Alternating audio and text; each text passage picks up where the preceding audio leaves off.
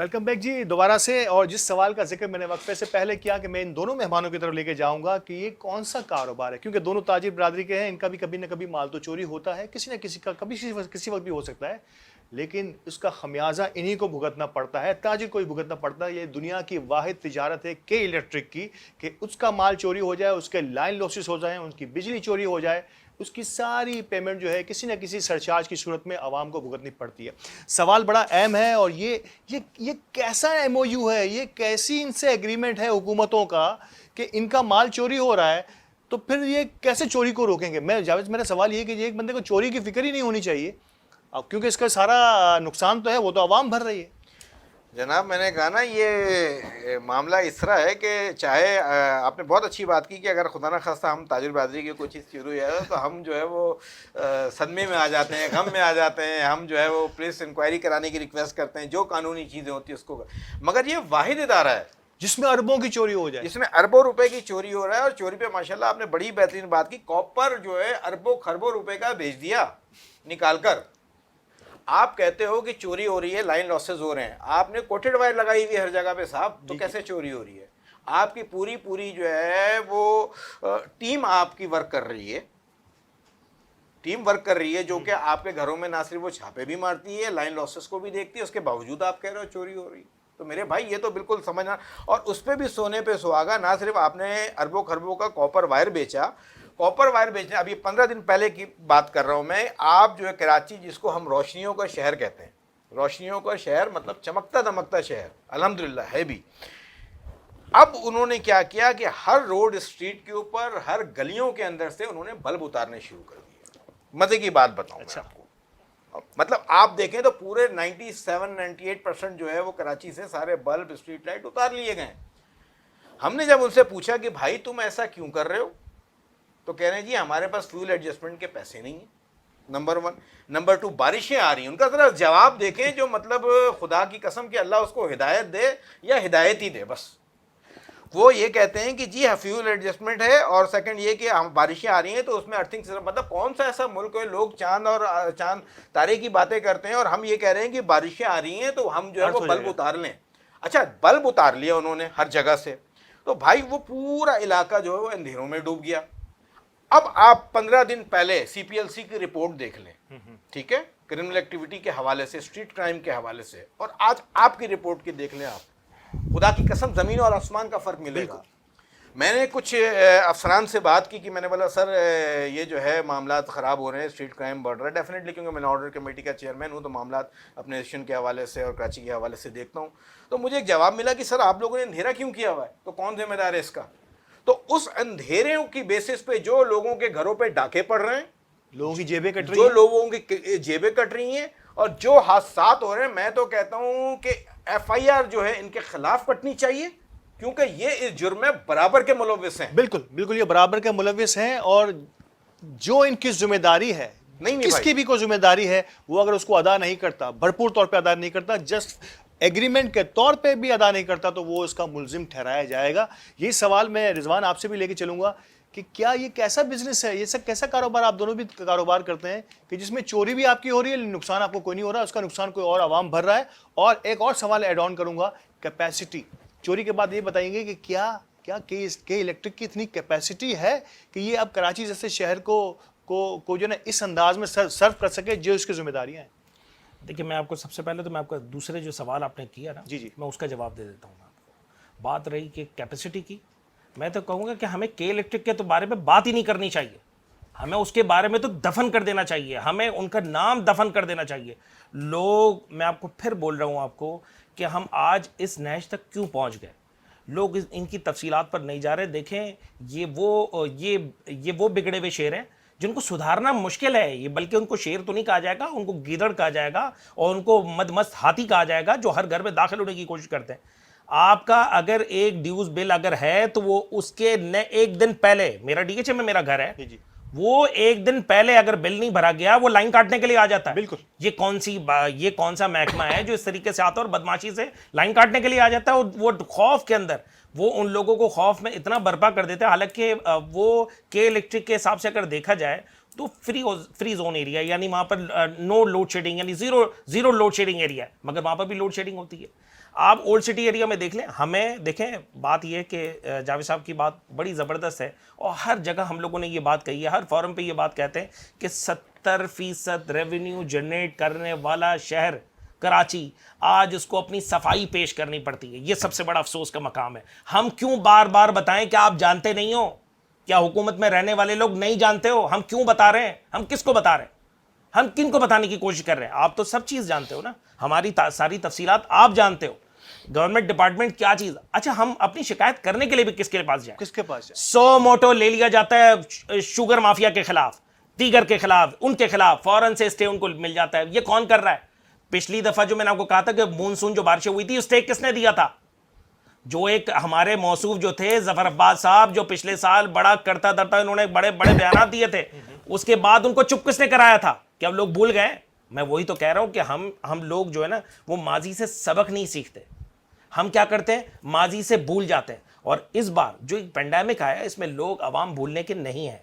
अगर अब भी इनके पास वक्त है, खान साहब को चाहिए कि इस इदारे को अपने अंडर में लें, इसको अपने अंडर में लें, वरना लोगों के तहफ़्फ़ुज़ात और बढ़ते जाएंगे और ऐसा ना हो कि और लोग इस नैश तक पहुंच जाए, यानी उस मकाम तक पहुंच जाए जहां पर बाद में फिर वापसी का कोई रास्ता ना हो।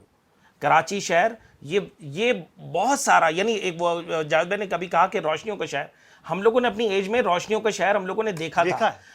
आज ये जिस हाल में जो पहुंच चुका है, अब भी हम लोग ताजिर बरादरी, हम लोग इसके अंदर आपका साथ देने के लिए तैयार हैं।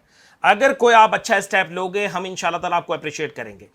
अब के इलेक्ट्रिक खान साहब के लिए एक आजमाइशी एक बात रह गई है कि अगर इसको मामले को अगर हल करते हैं तो ये साबित करेंगे कि कराची की आवाम के साथ और पाकिस्तान की आवाम के साथ ये मुखलिस हैं। वरना ये यकीन करिए क्वेश्चन मार्क रहेगा। और ये अगर 5 साल, जैसे किसी ने कहा कि आज मोने सिलाई ये कह रहे हैं कि बोला कि 5 साल रह जाएंगे, 5 साल तो आपके हो जाएंगे, तो क्या आवाम को अगर डिलीवर करना है वो जरूरी है या 5 साल पूरे करना जरूरी है? तो मैं आज खान साहब को इस प्लेटफॉर्म से कहता हूं कि आपको 5 साल पूरे करने हैं, अपने इत्तेहादियों को राजी करना है, या आपको इन अवाम जो एक्चुअल जो असल अवाम है उसको खुश करना है आपको, या आपके पास बेहतरीन मौका है कि इलेक्ट्रिक के ऊपर फंदा डालो, उसको लगाम डालो। बस 5 साल पूरे करने हैं, ये कामयाबी के साथ अवाम को खुशहाल करके पूरे करने हैं, ये है हमारा वो सवाल। जावेद, बड़ा अच्छा पॉइंट रिजवान की बात से आया। कराची कहाँ जाए, किसके पास जाए?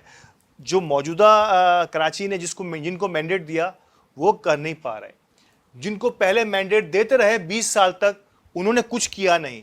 मौजूदा सिंध की हुकूमत कराची से सिर्फ और सिर्फ लेना जानती है, उसने कराची को अब तक कुछ दिया नहीं, सिर्फ और सिर्फ सियासी बुनियादों पर। तो मतलब कराची जाए कहाँ? इतना यतीम मिस्कीन सा बच्चा बन गया जो इतना कमाओ पूत है, लेकिन इसकी हालत जो है वो एक मिस्कीन से बच्चे जैसी हो गई। कहाँ जाए कराची? माशाल्लाह रिजवान भाई हमारे यूथ के चेयरमैन है और बहुत अच्छा बोलते हैं। This quality makes train different from others. Karachi के साथ इस वक्त वही सलूक होता हुआ आ रहा है जो एक सुतीली माँ का जैसा। सब कुछ होते हुए भी, सब कुछ देते हुए भी कोई इसका पुरसाने हाल नहीं है। खुदा की कसम, ना सिंध गवर्नमेंट को इंटरेस्ट है और ना ही जो है वफाक को इंटरेस्ट है। वफाक हमेशा सिंध गवर्नमेंट पे इल्ज़ाम करता है और सिंध गवर्नमेंट वफाक पे इल्ज़ाम डालती है। हमने इतने दिए, हमने इतने लिए नहीं। मतलब ये बहस चल रही है। तो मेरे भाई, अब हमें वोट देते हुए ये सोचना पड़ेगा और ये फैसला करना पड़ेगा कि हम किसको वोट दें। खान साहब, हम आपके भी मुखालिफ नहीं, हम किसी के भी मुखालिफ नहीं, हम कारोबारी लोग हैं, हम तिजारत करने वाले लोग हैं। याद रखिए, हम टैक्स देंगे तो ये मुल्क चलेगा। हम अपने हर जगह पर हम आपके साथ थे और साथ हैं। मगर खान साहब, बहुत माजरत के साथ, आपने जो वादे किए वो कराची के साथ वफा नहीं किए। आप जिस चीज़ का नोटिस लेते हैं, अलमिया ये उसकी कीमतें बढ़ जाती हैं। आपने पेट्रोल का नोटिस लिया, शॉर्ट हो गया पेट्रोल। आपने चीनी के नोटिस लिया, चीनी भी शॉर्ट हो गई। मगर बात यह है कि आप जो है, अब मैंने सुना है आप परसों की माजरत के साथ आप गैस का नोटिस लेने वाले हैं। तो यकीन करें, हम तिजारत करने वाले लोग हैं, कारोबारी लोग हैं, बिजनेसमैन कम्युनिटी से बिलोंग रखते हैं। हम तो सोच रहे हैं कि बिजनेस लकड़ी का स्टार्ट कर लें, कम से कम कुछ तो काम धंधा चलेगा। खान साहब, खुदा की कसम, बहुत दुखे दिल के साथ आपने जो वादे किए, बहुत माजरत के साथ, वो पूरे नहीं किए। हमें इससे कोई इंटरेस्ट नहीं है कि आप क्या कर रहे हैं, आप क्या नहीं कर रहे हैं। हमें इंटरेस्ट ये है कि आप हमारे शहर को क्या देंगे। हमारा शहर इस वक्त कहाँ खड़ा हुआ है? आपको इस वक्त 14 सीटें मिली हैं। जिस वक्त आपको 14 सीटें चाहिए थी, आप यहाँ पे आए थे, आपने यहाँ पे वफ्द भेजा था और MQM के साथ इल्हाक किया। देखिए मैं फिर कह रहा हूँ, हमारे किसी सियासी जमात से कोई ताल्लुक नहीं है। इल्हाक किया और आपने कहा फला फला चीज़ें देंगे। अब MQM के साथ आपका क्या इल्हाक हुआ, या तो वो MQM जानती है या आप जानते हैं। आज वो भी खामोश हैं, आज आप भी खामोश हैं। आज ताजिर इसी तरह रो रहा है, आज ताजिर इसी तरह रोडों पे दरबदर हो रहा है। तो खान साहब आपने जो वादे किए वो पूरे नहीं किए, और मैं कहता हूँ ना कि वो वादा ही किया जो वफा हो जाए। शायद आपने वादे इसलिए किया कि वफा ना हो जाए। याद रखिए ये 5 साल तो आप गुजार लेंगे, मगर खुदा की कसम उसके बाद दोबारा आप कभी नहीं आएंगे अगर आपने लोगों का दिल नहीं जीता हो। याद रखिएगा, किसी का दिल जीतेंगे, किसी का काम करेंगे, तो वो बंदा भी आपके साथ खड़ा होगा। हम भी आपके हामी थे किसी ज़माने में। हम शायद माजरत के साथ एक दिल से हमारे प्यार था कि खान साहब आएगा तो खान साहब जो वो तरक्की लाएगा, मगर खान साहब इसको क्या तरक्की हुई वो मुझसे बेहतर आप जानते हैं। आपके वज़ीर और मुशीर, आप उनके सवालात देखें और उनके जवाबात देखें, माजरत के साथ ऐसा लग रहा है मैं कोई कार्टून चैनल देख रहा होता हूँ। खुदा की कसम, कोई बात, सारी बातें, सारी गुफ्तगू, ऐसा वो गुफ्तगू कर रहे होते हैं, उनका अंदाजे पे ऐसा होता है जैसे वो जो है वो कार्टून चैनल का मज़ाहिया, और इनको कोई होश ही नहीं होता है। तो मेरे भाई आप देखें, ये आपके लिए नादिर मौका है खान साहब। आप जो है वो केई को देखें, केई को कराची इलेक्ट्रिक ही बनाए, कराची एनिमीज ना बनाए। बिल्कुल। और यही सवाल रिजवान, आखिरी और फाइनल सवाल मैं आपकी तरफ लेके आ रहा हूँ कि अगर आज मौजूदा हुकूमत जिस उम्मीदों के साथ इमरान खान को मुंतखब करके लाई थी, आपकी नज़र में क्या अब खान साहब को कराची में आके बैठना होगा, अपना घर यहाँ बनाना होगा, कि कराची जैसा शहर अगर आज जिसने एक बहुत बड़ा मैंडेट, अनएक्सपेक्टेड मैंडेट दिया, जो इनको KPK के अलावा कहीं से नहीं मिला, इस किस्म का मैंडेट के ऑलमोस्ट वन साइडेड कर दिया, लेकिन यहाँ का मसला हल नहीं हुआ, तो क्या आज इमरान खान को कराची में आके अपना बेस कैंप बनाना होगा और कराची के वो तमाम मसाइल, ख़ास तौर पर के इलेक्ट्रिक के हवाले से, और क्या के इलेक्ट्रिक की भागदौड़ आपने कहा हुकूमत को अपने हाथों में लेनी होगी या नहीं?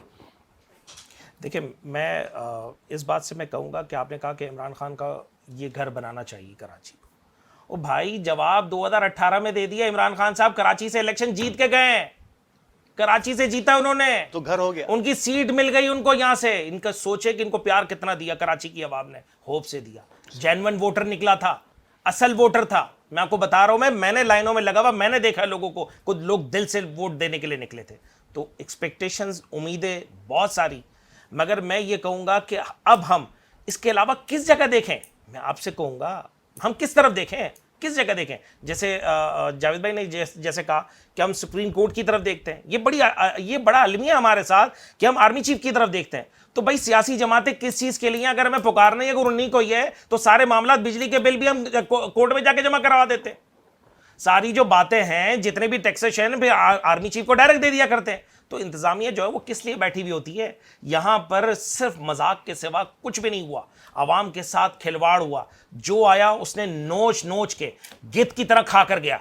और आगे आने वाला हम ये एक्सपेक्ट कर रहे हैं कि बहुत अच्छा हो जाएगा, अगर इसके ऊपर अगर एक्शन फौरी तौर पर अगर नहीं लिया, और सीरियस इस पर एक्शन लेना चाहिए।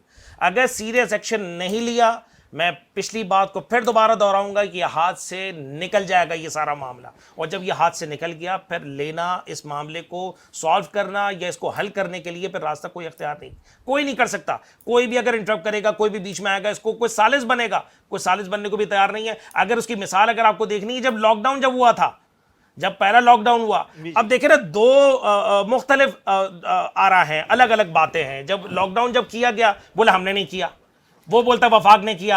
अच्छा, इसके बाद जब लॉकडाउन जब ऐलान कर दिया गया, ताजिर बरादरी ऑलरेडी रोड पर आ चुकी। भाई, जो जावेद भाई ने कहा था, मैं उसको फिर दोबारा सेकंड कहूंगा कि ये लोग जो देने वाले हाथ थे वो आज लेने वाले बन चुके हैं। और ये हकीकत बात है, हम लोग ग्राउंड पे रहते हैं। आज अब बल्दियाती इलेक्शन के बारे में आप ये कह रहे हो कि इख्तियारात नीचे बल्दियाती निज़ाम तक, वहां तक पहुंचना चाहिए कि जो जितने भी इंतजाम आते हैं वो लोग संभालें।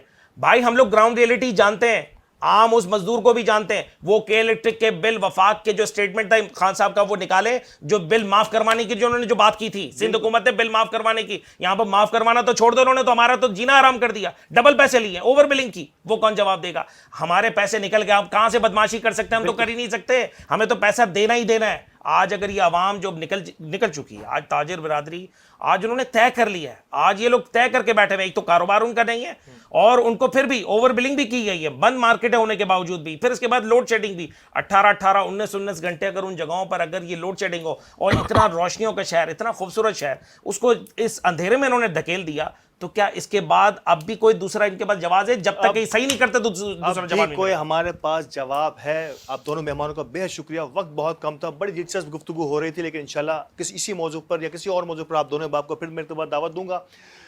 वज़ीर आज़म से गुजारिश की मेरे दोनों मेहमानों ने, क्योंकि आप सरबराह हैं इस ममलिकत के और कराची बिलक रहा है, कराची पुकार रहा है आपको कि होने वाला वही है। गर्मियाँ ख़त्म हो चुकी हैं, के इलेक्ट्रिक ने कुछ नहीं किया और बारिशें शुरू होने वाली हैं।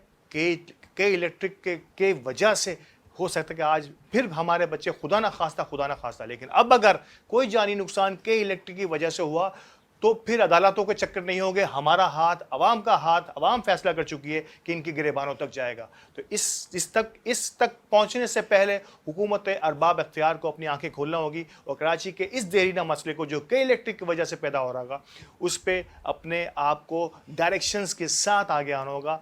इस प्रोग्राम के लिए फीडबैक हमें देते रहिएगा। आप सबका बहुत शुक्रिया। अल्लाह हाफ़िज़।